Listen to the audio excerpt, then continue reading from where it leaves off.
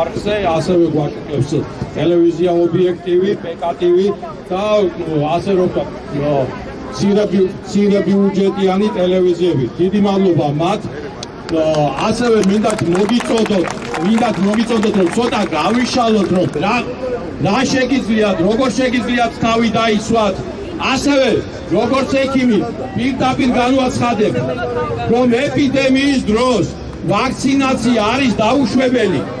ეს უფრო მეტად გაავრცელებს დასნებოვნებულ ადამიანებს და ასე რომ უფრო მძიმე შედეგებს მივიღებ. ამავე დროს თავად ვაქცინებთან დაკავშირებით. ვაქცინა, რომელიც შექმნილია ალფა შტამზე, იმან არ შეიძლება დადებითი შედეგი მოგვიტანოს დელტა შტამზე. ელემენტარულად თითებზე გადავთვალოთ მეოთხე ფორმაციაში, ახლა ანუ მეოთხეჯერაა მუტირებული ვირუსი და სხვა ფორმა აქვს მიღებული. მაგრამ მე ახლა მინდა მთავარი რამ გითხრათ თქვენ და წაგიკითხოთ 11 თებერვლის წმინდა სინოდის დადგენილება, რაც მნიშვნელოვანი არის. აქ უამრავი ადამიანი საუბრობდა, რომ სად არის საპატრიარქო. მე მივესალმები მამაუებს, რომლებიც გამოვიდნენ და აქ შეძლეს მოსვლა. მაგრამ მე წავიკითხავ სინოდის დადგენილებას, რომელიც იქნა მიღებული. ეკლესია აღიარებს, რომ ჯანმრთელობა ადამიანის ერთ-ერთი უმნიშვნელოვანესი უფლებაა და შესაბამისად ხარს უჭერს ყველა იმ ნაბიჯს, რომელიც ამ უფლების დაცვისკენ არის მიმართული და არ ეწინააღმდეგება ქრისტიანულ მორალს. მივესალმებით იმ ფაქტს, რომ COVID პანდემიასთან დაკავშირებული ვაქცინაციის პროცესი გამოცხადდა როგორც ნებაყოფილობითი და არაა სავალდებულო. ეს მეტად მნიშვნელოვანია, მით უმეტეს დღეს, როდესაც ვაქცინა ახალი შექმნილია და მის შესახებ სხვადასხვა ქვეყნის ჯანდაცვის სპეციალისტებსაც განსხვავებული მოსაზრებები აქვთ.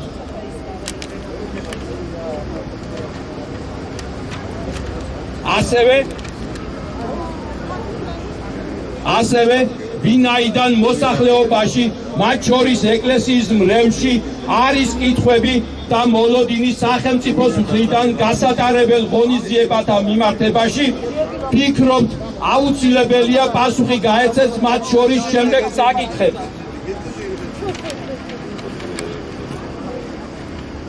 რა სახის ვაქცინები შემოვა ქვეყანაში, როგორია მათი წარმოშობა, დამზადების ტექნოლოგია, მოქმედების მექანიზმი, ხანგრძლივობა, ეფექტურობა, არის თუ არა დაცული ბიოეთიკის ნორმები. პროფესიონალთა მიერ უნდა განიმარტოს, რა საფრთხის შემცველია აუცილებლობა პანდემიის პირობებში. ასევე უნდა განიმარტოს, რა გვერდითი მოვლენები და გართულებები ახლავს ვაქცინაციას, როგორც დროის მოკლე პერიოდში, ასე ხანგრძლივ პერსპექტივაში. სახელმწიფოსგან რა სახის დახმარება გაეწევა ბენეფიციარს ათრით გამოწვეული გართულებების შემთხვევაში. საქართველოს ეკლესია დიდად აფასებს იმ სიკეთეს, რაც ზოგადად მედიცინას მოაქვს ადამიანების ჯანმრთელობის დაცვისათვის, თუმცა პასუხისმგებლობას ვერ აიღებს ვაქცინაციის პროპაგანდასთან მიმართებაში, რადგან ეს ჯანდაცვის მუშაკთა კომპეტენცია და პასუხისმგებლობაა. აქ თვალნათლივ ჩავს ეკლესიის პოზიცია ამასთან დაკავშირებით. ასევე მინდა მივესალმო მამა დავით ისაკაძის მრევლს, რომელიც დღეს მოვიდა და ასევე ყველა სასულიერო პირს, რომლებიც დღეს ჩვენს გვერდით დგანან, რომელიც მოძღვრის კუთხევით შემოგვიერთდნენ. მამა დავითი და მისი მეგობრები სამღვდელოება წინააღმდეგია იძულებითი ვაქცინაციის და დგანან ჩვენს გვერდით. მადლობა ყველას, ვინც მობრძანდით და მოძღვრის კუთხევით გაცნობებთ, რომ ხვალ 14 საათზე სოციალურ ქსელში მამა დავითი და მისი მეგობარი სასულიერო პირები გაავრცელებენ ვიდეო მიმართვას არა იძულებით ვაქცინაციას. ყველას გთხოვთ ყურადღებით მოვისმინოთ მიმართვა და ერთად გავაგრძელოთ ბრძოლა სიცოცხლის გადასარჩენად და იძულების წინააღმდეგ. თუ საქართველოს მოსახლეობის უდიდესი ნაწილის მოთხოვნა არ იქნება გათვალისწინებული, უფალი და მართლმადიდებელი ეკლესია ჩვენს გვერდითაა. დიდება უფალს, ღმერთმა დიდხანს აცოცხლოს ჩვენი პატრიარქი.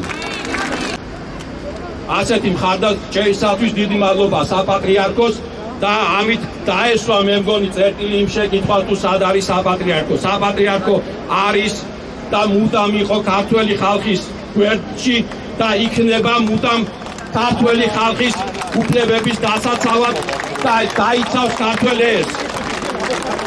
მე ასევე მინდა ჩემო მეგობრებო გითხრათ, ჩვენ იძულებითი ვაქცინაციისაგან გვიცავს საქართველოს კონსტიტუციაც, კანონი ჯანმრთელობისა და პაციენტის შესახებ და საერთაშორისო კონვენციები. წაგიკითხავთ ამ მუხლებს, ევროპის ადამიანის უფლებების კონვენციის კოდექსის მე-19 მუხლები, ვაქცინაციისაგან უარის თქმა ადამიანის გარანტირებული უფლებაა.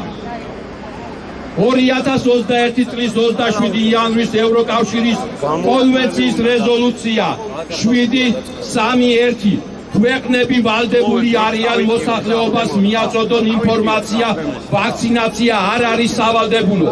არავის არ აქვს უფლება რაიმე სახის პოლიტიკური თუ სოციალური ზეწოლა განახორციელოს ამის გამო და მოსახლეობის დისკრიმინაცია მოახდინოს, აცრილი ან აუცრელი. ასევე 732-734 ვალდებულია ყველა სახელმწიფო სრულად გამჭვირვალედ მიაწოდოს სრული ინფორმაცია მოქალაქეებს აცრის სრული გარანტიის შესახებ. ასევე მიაწოდოს სრულად გამჭვირვალე ინფორმაცია გვერდითი მოვლენების შესახებ. ანუ ხაზი მინდა გაუსვა, კანონმდებლობით ჩვენ ვერავინ ვერ დაგვავალდებულებს ვაქცინაციას. ამიტომ სამსახურებში სადაც ხდება იძულება, მათ შორის ძალოვან სტრუქტურებში არაერთი შემთხვევა იყო, როდესაც პოლიციის მაღალჩინოსნები აძალებდნენ ვაქცინაციას. თავდაცვის სამინისტროში მოგიწოდებთ სულ დაგვიკავშირდით და გააპროტესტეთ. თქვენი ნებასურვილის გარეშე არავის არ აქვს უფლება მოხდეს თქვენი ვაქცინირება. ასევე პედაგოგებს, ასევე მშობლებს, როდესაც მოუწოდებენ ტელევიზიით, რომ მოხდეს მათი ვაქცინაცია, იმიტომ რომ თურმე ისინი დაავადებას ბავშვებს გადადებენ. საუბარია ასევე ჩვილი ბავშვების ვაქცინაციაზე და ფეხმძიმე ქალების ვაქცინაციაზე, რაც ყოვლა დაუშვებელია. ხაზი მინდა გაუსვა, ეს ვაქცინები არის ექსპერიმენტალური და მას ჩვენ გამოცდა არ გაუვლია. ამიტომ ეს არის ექსპერიმენტში მონაწილეობა და ჩვენ არ უნდა დაუშვათ ჩვენი მომავალი თაობა. ასევე სლოვანი ადამიანები, პენსიონერები მონაწილეობდნენ ამ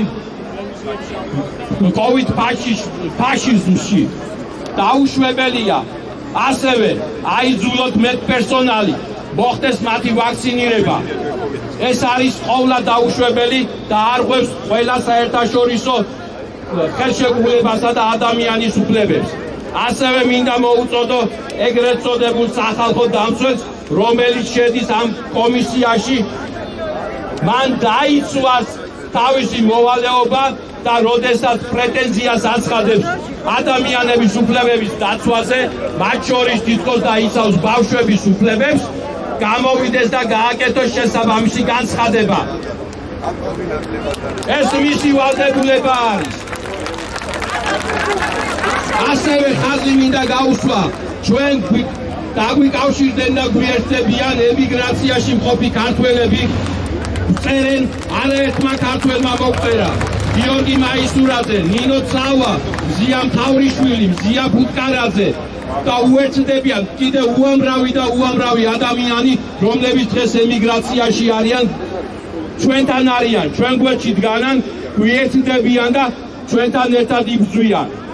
5, 47, 57, 38, 80 დღე-ღამის ნებისმიერ დროს შეგიძლიათ დაუკავშირდეთ და სრულიად დაუზარებლად უანგაროთ, გაგეწევათ კონსულტაცია და დაგიდგებით გვერდში ყველანაირად.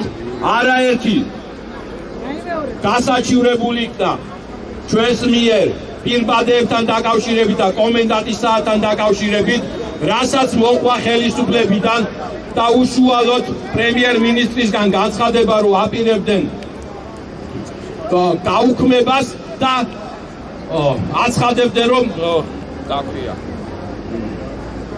ამინისტია მოხდებოდა. ჩვენ ეს გავაპროტესტეთ, იმიტომ რომ ჩვენ დანაშაული არ ჩაგვიდენია სამართლის ფარგლებში მონაწილეობით და უბრალოდ უნდა გაუქმდეს ეს ჯარიმები, გადახდილი ჯარიმები უკან უნდა დაუბრუნდეს. რაზეც მთავრობა თანახმა არის და უახლოეს პერიოდში ამ საკითხებს განიხილავენ.